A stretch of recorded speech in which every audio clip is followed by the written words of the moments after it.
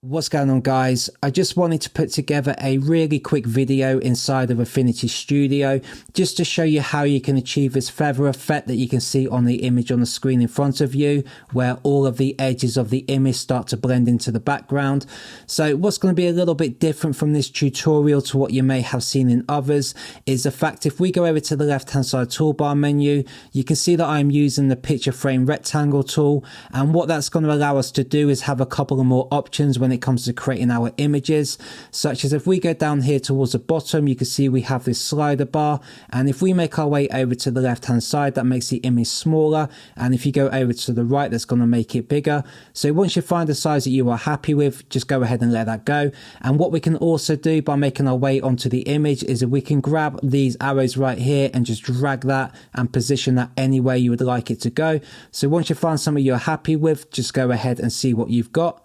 So you guys can see that I made this image a lot bigger and I repositioned it, and I still haven't lost that effect that we put on the outside of the image to have that feather into the background. Not only can we do that, what I love most about using the picture frame tool is the fact that we can also swap this image and still keep that effect as well. And the way we do that is go over to the stock menu on the left hand side, or alternatively you guys can use the place tool and just import an image from your computer. But just to be a bit quicker, I'll grab another image. Then it's just a case of dragging and dropping any image you like on top of your picture frame. And once again, we're going to go back down to the slider bar, and I'm going to make that a bit bigger. I'm going to reposition that just to make it look better for this design. And once we'll go ahead and let that go, you can see this is what we've got, and we've still got the same feather effect on the outside. And the beauty of this is the fact that if you guys don't actually like this once you've applied it and you just want to go back to the basic image, all you got to do is go over to the right hand side layers, and we're going to select this mask right here next to the image, and you're just going to delete the mask. And that effect is completely gone, and you're back to just your basic picture frame tool, and we can just go ahead and resize that like we could before and reposition it. However, I like that effect, so I'm going to go ahead and put that back on and take us back to where we started. So once you guys have made something like this, you can use it really creatively inside of other projects, such as maybe making a poster or a book cover or a DVD case. So for instance, I'll put together a book cover just to show you guys how I went from this over to this design right here. So if you guys like the look of this, first of all, please go ahead and give me a like on the video, as it really helps me out with the YouTube algorithm. Also, if you want to see how I put this together, I will show you at the end of the video. But moving on, I will just show you how we put this together first, and then we'll move on to that step. So before moving on, I just want to quickly mention that I have done this effect before in one of my tutorials on a previous video on how to create calendars in Affinity Studio. However, I do realize that a lot of people may not watch that video if they're not interested in that topic. So I wanted to make a dedicated video based on this effect, just so it can reach a lot more people who would rather learn this. If you do want to check out the calendar video that I made, then I'll go ahead and link that in the top right hand side now. But moving on, we'll go ahead and show you how to create this effect and how you can make it blend into the background, such as the green one I have here. You can see it blends in nicely to that color, or it also looks good in white. So what we're going to do, we'll go to a brand new canvas, which I've got right over here, and we'll just go through the steps on how to achieve this. So we're going to make our way first of all over to the layout section on the top menu bar on the top left.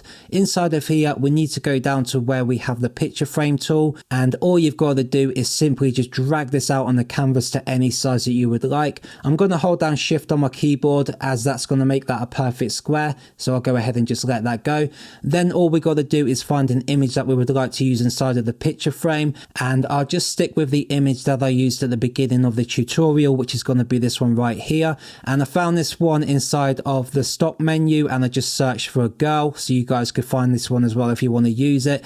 If you guys don't see this stock menu over here on the left hand side, all you got to do is head up to window on the top menu bar, go down to where it says layout, and just make sure that you have that stock checked, and that will also give you access to this library over here.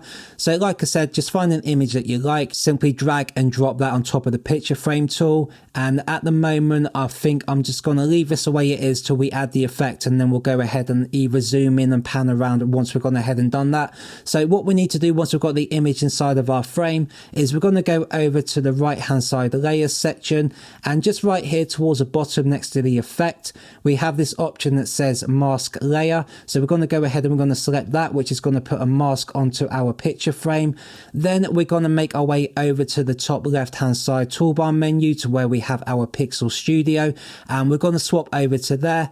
Then we're going to make our way over to the toolbar menu over on the left, and we need to select the rectangular marquee tool, or you guys can use any shape in here that you like depending on what you are going for. For me, I'll use a rectangle one, but of course you can use a circle if you like. So once you've done that, what we need to do is draw a square around the image of roughly where you would like the image to be in focus and the rest of that to be blurred out into the background. So for this, I'll go ahead and focus really on the top of her head and around the leg right there. So somewhere around there, and just drag that across to something I'm happy with.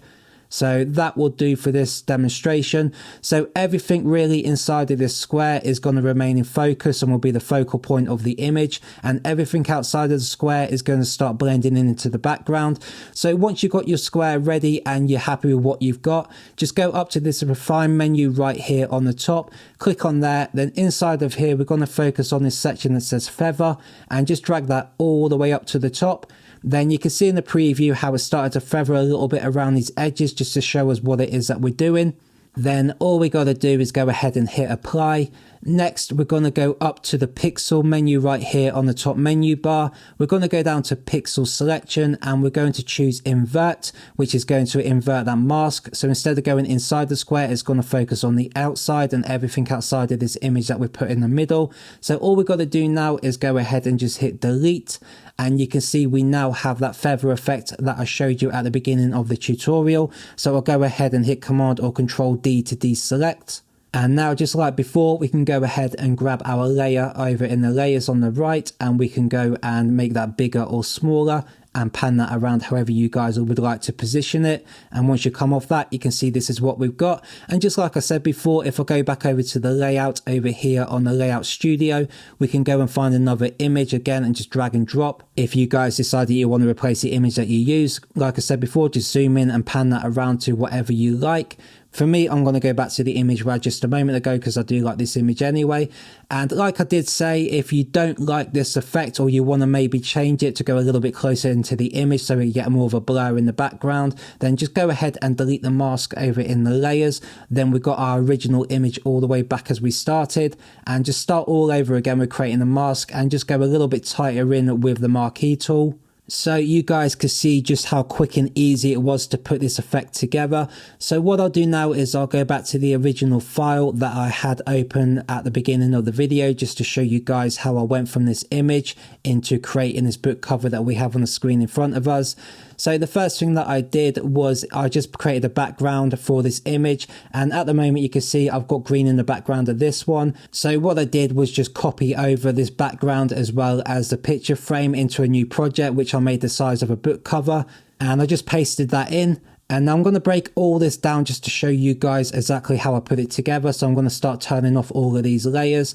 And where I started was right here on the background with the one that we created over here. Instead of just having a solid green color, I went ahead and I put a gradient on there, which if we make our way over to the left hand side toolbar menu, you can see we have the gradient tool right here, which is called the fill tool. So with that selected, you can see I've got black right here at the bottom.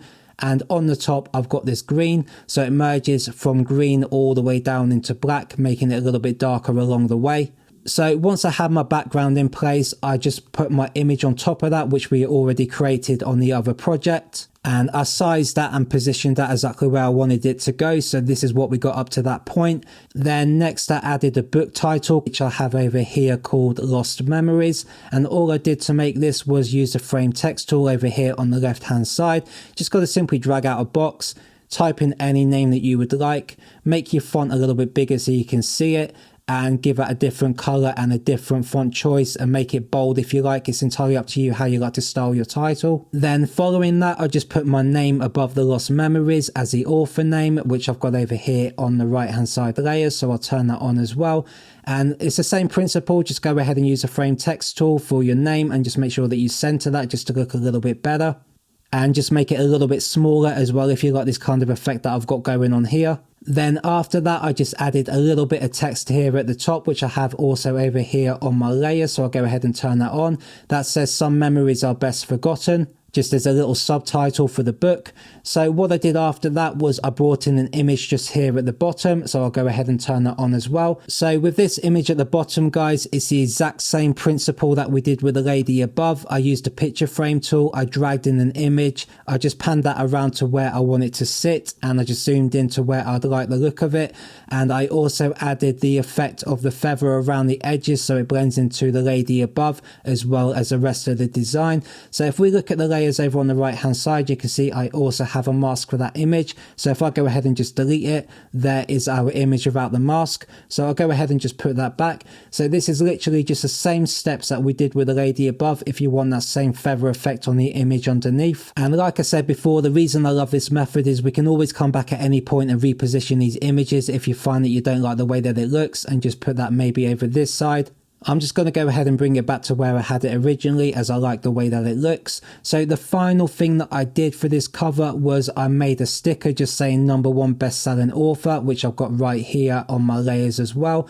And this was really easy to make as well. All it really is just a circle. And I just gave that a gradient. I gave it a stroke just to give the black line that we have right here. And I used the frame text tool in the middle just to make the text. Then I grouped all of these together and I added an effect on here to give us an outer shadow. So if I go ahead and I just zoom in, we can see the shadow on the sticker just to make it look a little bit more legitimate, as you can see right there on the outside.